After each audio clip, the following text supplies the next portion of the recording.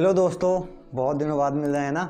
खैर, आपने एक बात नोटिस की है कि पूरे दिन काम करने के बाद और पूरे दिन अपने वर्क करने के बाद, चाहे हम कॉलेज जाते हो या किसी ऑफिस पे वर्क करते हो, उसके बाद जब हम रात को घर जाते हैं और फ़ोन चलाकर थक जाते हैं और जब सोने वाले होते हैं, तो एक जो मोमेंट होती है सोने के पहले और फ़ोन रखने के बाद, ये जो बीच का गैप होता है ये बड़ा टफ होता है ना। इस समय बड़ी फीलिंग आती है लोनलीनेस वाली, लाइक जग सूना सूना लगे, कोई लगे ना जब अपना टाइप की, है ना। तो होता क्या है कि इस टाइम पे हम बहुत ज़्यादा सैड हो जाते हैं और हमें लगता है कि यार सब कुछ तो है, फिर इतना ज़्यादा मैं अनहैप्पी क्यों हूँ। तो इसके पीछे एक रीज़न है ना। उसके बारे में मैं आपसे बात करने आया हूँ। आपको पता है, ड्यूरिंग द वर्कशॉप में काफ़ी जगह ट्रैवल कर रहा था। तो ट्रैवलिंग के दौरान ही मैं एक पर्सन से मिला जो मेरे होटल के जस्ट बगल वाले कमरे में रह रहा था। वो बंदा कैलिफोर्निया से था और यहाँ इंडिया आया था वो सितार सीखने के लिए। तो मैं हर न्यू पर्सन से एक क्वेश्चन पूछता हूँ कि according to you what is life. तो डिनर टाइम पे जब हम दोनों साथ में बैठे थे तो मैंने बोला कि सर मैं आपसे एक बात पूछूं। तो उन्होंने बोला या श्योर। तो मैंने बोला कि आपके हिसाब से ज़िंदगी क्या है।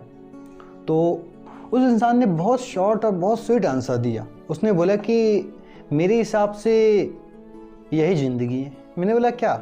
उसने बोला ये जो प्रेजेंट की मोमेंट है यही ज़िंदगी है और कुछ भी नहीं है। और वो जो छोटा सा आंसर था ना यार, वो दिल को छू गया। पता है क्यों?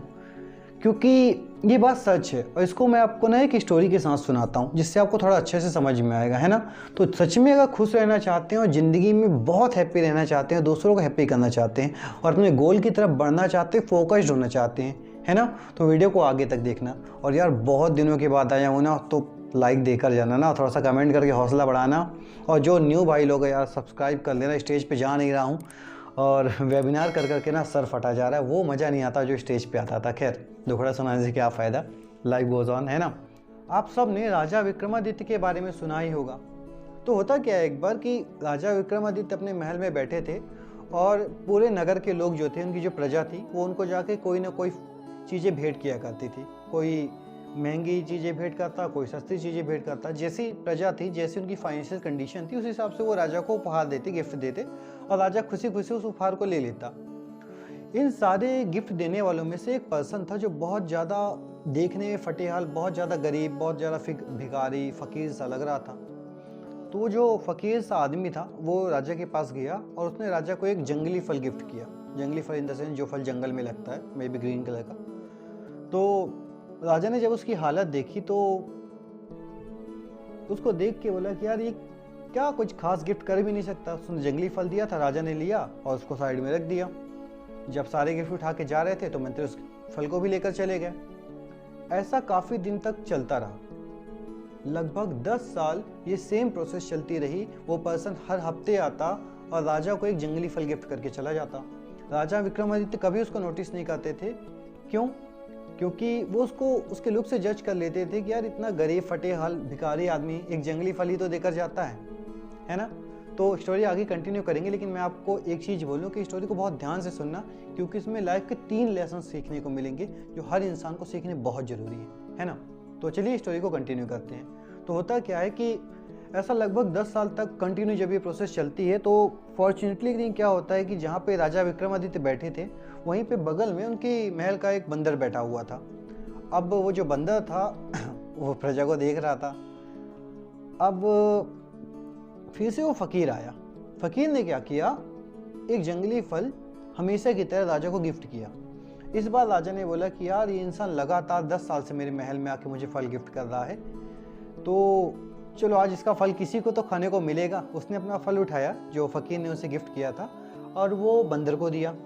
जैसे ही बंदर ने उस फल को चबाया तो क्या हुआ पता है? उस फल के अंदर से एक हीरा निकल के गिरा, एक बड़ा सा बहुत अमूल्य हीरा। राजा की आंखें एकदम खुली की खुली रह गईं। राजा ने बोला यार मंत्री को बुलाओ। मंत्री को बुलाया। मंत्री से पूछा कि यार एक बात बताओ, ये जो इंसान अभी अभी मुझे गिफ्ट देकर गया था, ये लगातार 10 साल से मुझे जंगली फल देकर जा रहा है ना।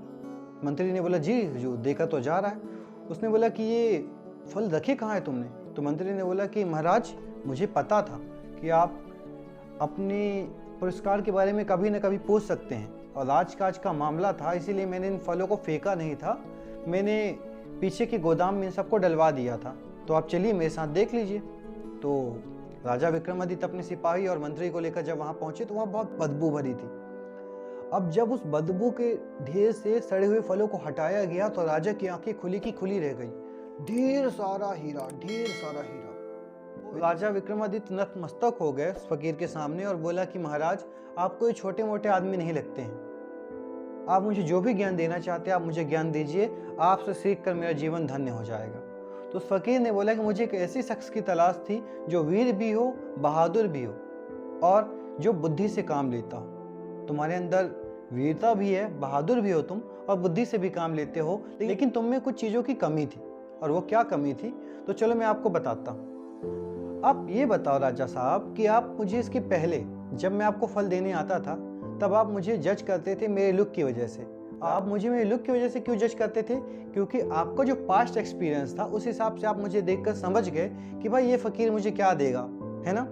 और अभी भी आप सही राह में नहीं हैं, अभी भी आपको ज्ञान की प्राप्ति नहीं हुई है, क्योंकि अभी भी आप आपके सामने पड़े हीरे के ढेर को देखकर सोच रहे हैं कि यार अब तो मैं दुनिया का सबसे शक्तिशाली, सबसे अमीर राजा होने वाला हूँ, है ना। और आप यहाँ पे गलती कर रहे हैं। राजा विक्रमादित्य एकदम शांत हो गए। फिर उन्होंने बोला कि महाराज, मैं क्या गलती कर रहा हूँ, कृपया करके मुझे बताएं। तो उस फकीर ने बोला कि अभी आप गलती ये कर रहे हैं कि अब आप भविष्य के बारे में सोच रहे हैं। इसके पहले आप भूतकाल के बारे में सोच रहे थे, पास्ट के बारे में सोच रहे थे। अगर आप ज़्यादा भविष्य के बारे में सोच रहे हैं तो भी आप परेशान हैं, और अगर आप ज़्यादा पास्ट के बारे में सोच रहे हैं तो भी आप परेशान हैं। जबकि एक्चुअल में आपको प्रेजेंट के बारे में सोचना चाहिए, जो अभी है, जो अभी हमारे लाइफ में हमारे साथ हैं, जो भी चीज़ें हमारे पास हैं। मान लेते हैं कि लॉकडाउन के दौरान मुझे टाइम मिल गया और मैं घर पे बैठ के आपके लिए एक वीडियो बना रहा हूँ, है ना। अब देखो, ये मोमेंट कल को मैं कितना भी कोशिश करूँ तो नहीं निकल पाऊंगा। क्यों? क्योंकि कल के टाइम पे मेरे शो शुरू हो जाएंगे। तो ये एक एग्जाम्पल था। ऐसे ही आप लोग जहाँ पे भी बैठकर मेरा वीडियो देख रहे हो, आप जिन लोगों के साथ भी बैठकर वीडियो देख रहे हो, आप देखो कि आज जिस पल में वो लोग आपके साथ हैं, आप उनको कितना टाइम दे रहे हो। पता है क्यों? क्योंकि यार होता क्या है ना कि जब वो समय गुजर जाता है ना, तो हम कितने भी पैसे खर्च कर देना उस मोमेंट को नहीं पा पाते हैं, है ना। तो लम्हों को जीना सीखो, प्रेजेंट में जीना सीखो, क्योंकि इंसान की जो आखिरी इच्छा होती है वो होती है खुश रहना। मैं आपको गारंटी के साथ बोल सकता हूँ कि आपको दुनिया की सारी दौलत इतनी खुशी नहीं देगी जितनी खुशी आपको वो प्रेजेंट मोमेंट देगा जिसको आप जीना सीख गए हैं, है ना। तो दोस्तों, प्रेजेंट में जीना सीखो यार, यही ज़िंदगी है, यही ज़िंदगी और कुछ भी नहीं है। क्योंकि अगर आप ज़्यादा फ्यूचर के बारे में सोचेंगे तो भी आप परेशान होंगे, ओवर थिंकिंग होगी। अगर आप पास्ट के बारे में सोचेंगे ना तो फिर आपको पता है ना, किसी को ब्रेकअप याद आ जाएगा, किसी को अपना कोई ऐसा एग्ज़ाम याद आ जाएगा जिसमें वो 2 नंबर से क्वालिफाई नहीं कर पाया, है ना। So stay happy, stay motivated, B valuable, not available. और जाते जाते जो लोग नए हैं भाई लोग, चैनल सब्सक्राइब करके जाना। बाय बाय, जय हिंद, टेक।